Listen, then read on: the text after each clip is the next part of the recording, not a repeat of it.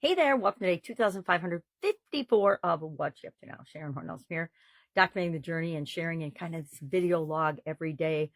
What's working, what's not working, as I originally went from the brick and mortar corporate world of businesses to the online world of businesses, and then back and forth again. And I would imagine that with President Trump increasing and influencing and encouraging manufacturing, I might take a little foray into that again. So today, we're focusing on the physical aspects of the 9-part life framework that I use and teach and share with everybody I know or everybody who cares. And it has to do with not only our physical well-being and our health. Well, it has primarily to do with us and our physical well-being, health, and improving it, as well as taking good care of ourselves. And with respect to our business, our job, whatever, the assets and the physical things, the physical health of those things, the plans for those things, should other things happen outside of us, all fall under the category, in my opinion, of physical nature of our business as well as our physical nature.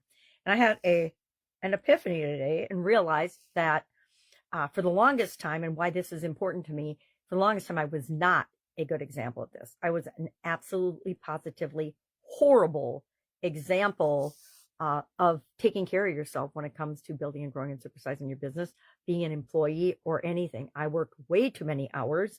I got little to no sleep. I didn't eat right. I didn't take care of myself. I didn't exercise on purpose on a regular basis. And all of that culminated in my sudden cardiac arrest in 2010 at age 50. Boom, dropped dead, which I thought was a little too young to drop dead. So I'm glad that it didn't stick, but I'm very fortunate that it didn't stick, because only like 7% of people that happens to actually survive the incident. And then beyond that, very few of them are pretty much unscathed and just go on and live their life. So I feel very, very grateful for that. But I did realize that I need to be diligent in doing the things that I know are right for me physically, so that I can set a good example. And they're easy, right? Hydration. Do you eat? Do you drink enough water? Do you take care of and keep your cells fluffed up by having enough hydration? Do I sleep? Do I prioritize sleep? Sometimes yes, sometimes no. Mostly yes nowadays. But back then, never. 4 hours sleep max was what I expected to get a night. That's how my life was structured back then, which I think back on now and I'm like, that was just crazy. It's lucky I didn't go down way sooner.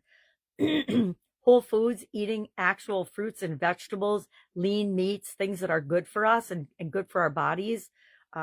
Nowadays, I don't joke, but I kind of joke with my daughter that we eat, and we are very conscientious about eating good foods.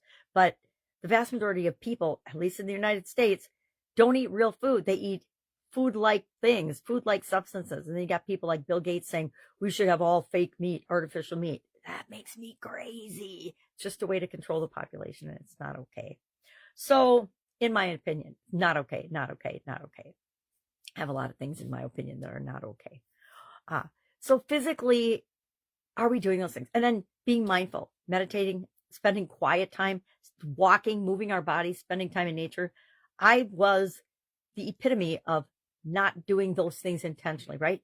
I walked around a lot and ran around a lot because I was high energy running my businesses, but that is not the same as mindfully exercising or going for a walk in nature. So this is a very big personal area for me. It's usually last year, I think it was my number one priority. It was like, okay, you need to really hone in on and physically take care of yourself. And then what happens at the end of the year, I get sick. Into the beginning of this year, I'm like, well, and then I look back and I think, well, maybe that didn't work, but I think maybe it did, because what if I hadn't been taking good care of myself? How much longer might I have been sick? I like to reframe things sometimes and not beat myself up about them, especially things that are outside of my control. Was it outside of my control that I got sick?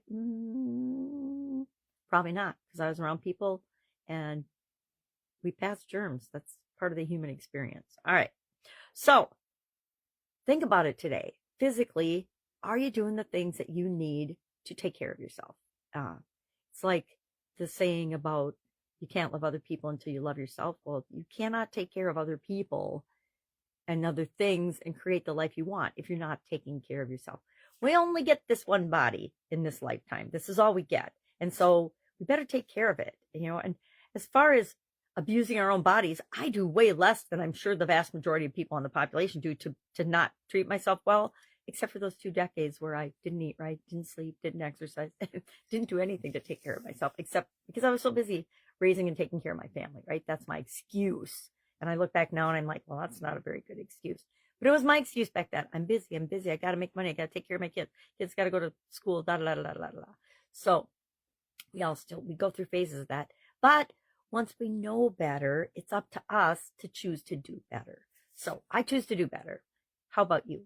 What is a physical thing that you've been meaning to do that you just haven't done? And how can we make it easy for you and a habit? We're going to spend a whole month talking about physical health and well-being. We're going to spend a whole month talking about mental health and well-being, emotional health and well-being as part of the Be a Better You annual challenge. Doing one thing every day to improve, and that involves looking at all the different areas and aspects of our life and getting creative and having fun with what can I do today to feel better? What can I do today to be better? Because if I feel better, I am better. And if I am better, I do better. And if I do better, that impacts other people. It's really a fun cycle. All right, if I can help you in any way, hit me up and ask. Otherwise, have an absolutely fabulous day, and I will, of course, be with you tomorrow.